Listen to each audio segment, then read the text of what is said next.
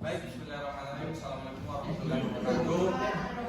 Assalamualaikum warahmatullahi wabarakatuh. Perkenalkan, kami dari kelompok 2, 3 ingin mempresentasikan atau memaparkan hasil kinerja kelompok kami.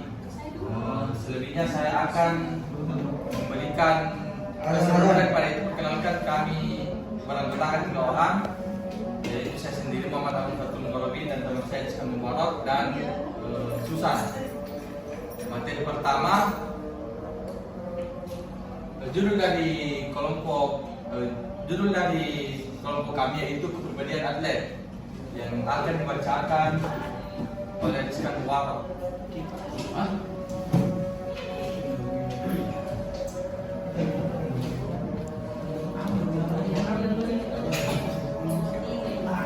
Baik, bismillahirrahmanirrahim. Assalamualaikum warahmatullahi wabarakatuh.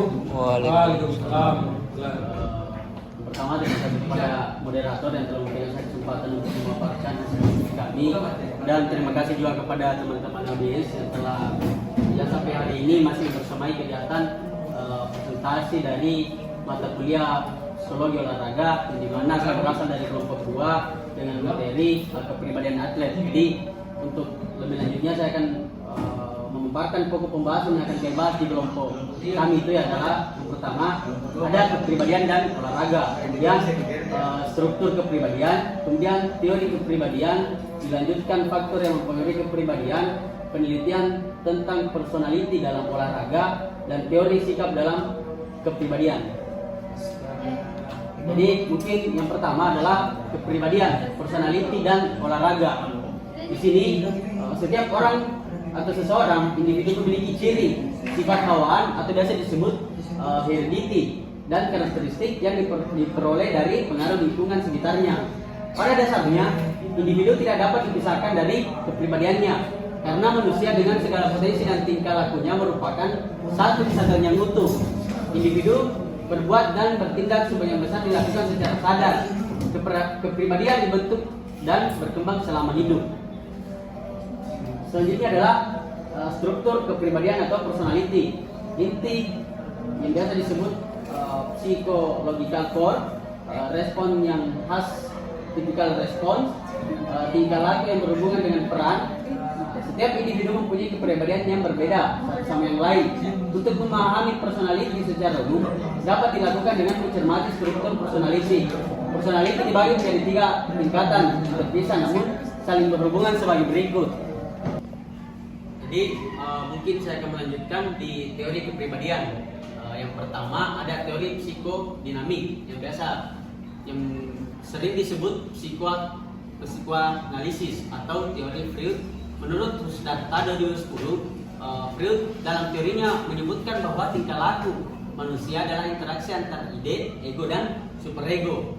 Kemudian dalam teori sifat, menurut Hidayat 2008 menyatakan bahwa teori sifat lebih banyak membahas tentang prediksi atau ramalan tentang keberhasilan seseorang dalam bidang tertentu atau menempatkan orang yang tepat pada tempat yang tepat. Kemudian teori belajar sosial. Mekanisme belajar sosial dari Hull adalah individu belajar model dan penguatan sosial ketika tingkah laku merupakan perpaduan antara motif-motif yang tidak disadari, fungsi belajar sosial dan pengaruh situasi.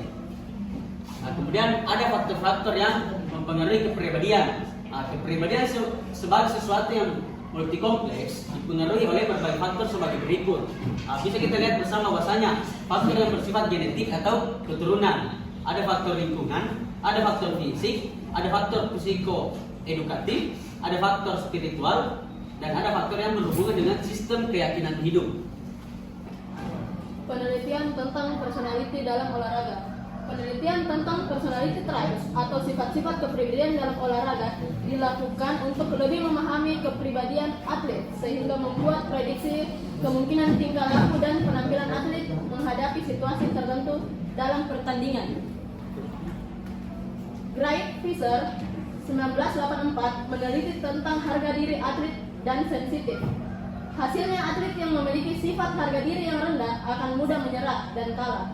Sedangkan atlet yang memiliki sifat sensitif akan mudah cemas sehingga memperburuk penampilan.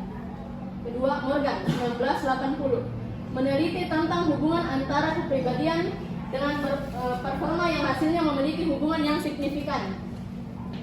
Cox 1987 meneliti tentang perbandingan profil kepribadian atlet voli wanita pada suatu kejuaraan voli.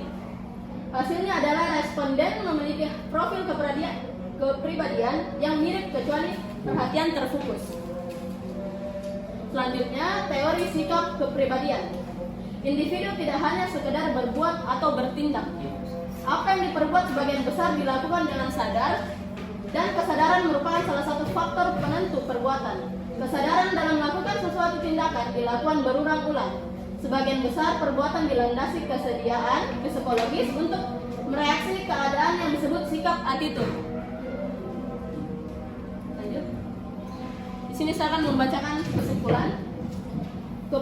Kepribadian atlet merupakan faktor-faktor kompleks yang dipengaruhi oleh berbagai variabel, baik internal maupun eksternal.